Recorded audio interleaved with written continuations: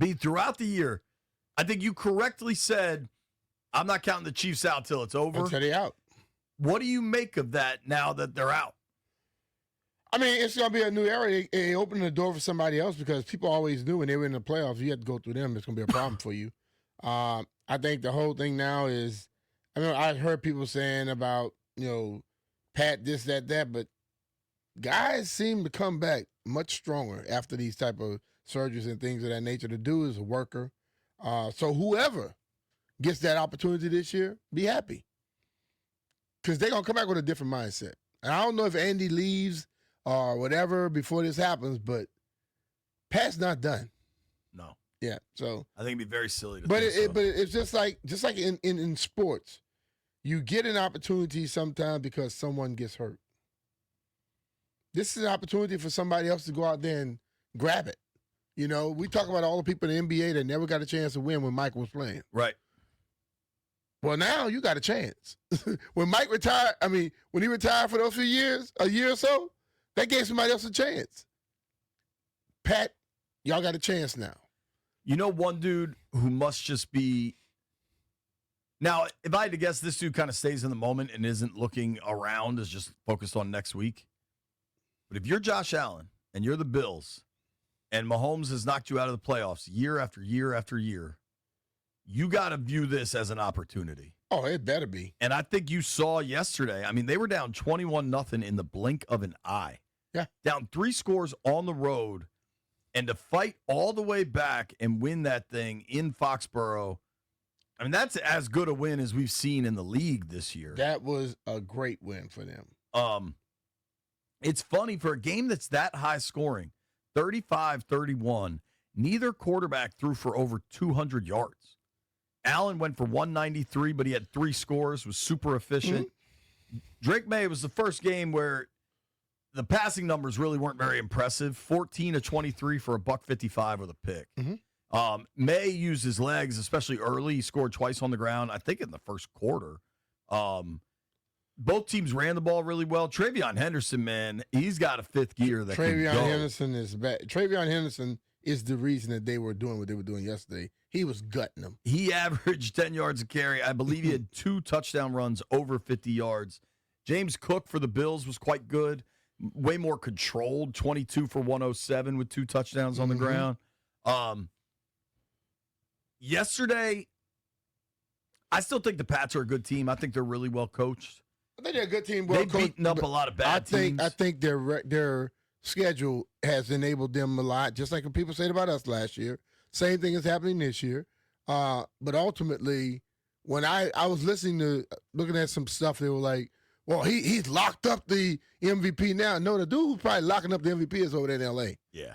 Matt Stafford is balling out, bro.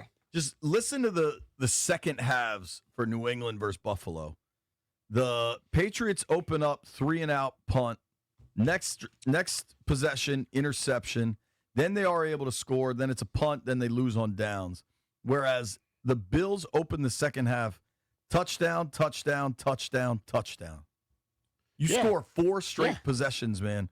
And one of them you're kind of gifted with the pick. But that drive where they got the pick, New England was deep. I think they were relatively deep in their territory. That was a 13-play, 101-yard touchdown drive because they had a penalty on it. Impressive stuff, I would say there. Yeah. Now, the way the schedules are, the Bills are still a game behind the Patriots in the division, so New England could certainly still win that division. Yeah, they can win the division. The AFC is going to be really interesting to watch because Jacksonville is playing some football, man. Trevor Lawrence was fantastic yesterday. Right now, the Broncos, we should probably mention the Broncos, hosted the Packers yesterday in a game where I really liked Green Bay. That was Bo Nix's best game of the season. Mm-hmm. And really an impressive win. Green Bay got out to an early lead in that thing on the road. Green Bay, what happened is that they couldn't score touchdowns. They got up 6-0. Then the Packers were up 13-7. Green Bay had a 23-14 lead in the third quarter, and Bo Nix just got red hot. He was very good in this game. Went 23 of 34 for 302 with 4 touchdowns, no picks. That's a day, dude. He balled. Jordan Love, on the other hand, Jordan Love can be really good. He's kind of a roller coaster. Threw 2 picks yesterday. Yeah, he'll be rolling, and then he just want to take you on that downward spiral. For sure. But this is the thing. Like, so I know we in this world today, we are so quick to try and rename somebody else to be the next. Drake May is having a damn good year. He has 23 touchdowns, 7 interceptions. He's 109.1 quarterback rating. He has 3,300 yards. Okay? 3,500 yards. Matt Stafford has 112 quarterback rating. 37 touchdowns. That's 14 more. He has 2 less interceptions. He only has 5. He has 3,700 yards passing.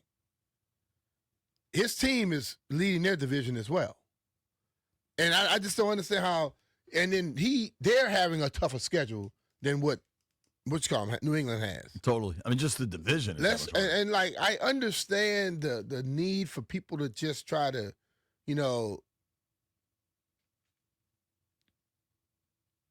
promote what they like. But when you really look at this thing, Matt is balling the hell out. Totally. You know what I mean? Well, the odds reflect that now. The odds as of White Brian, give me the latest NFL MVP odds because I believe Stafford is pulled way out in front.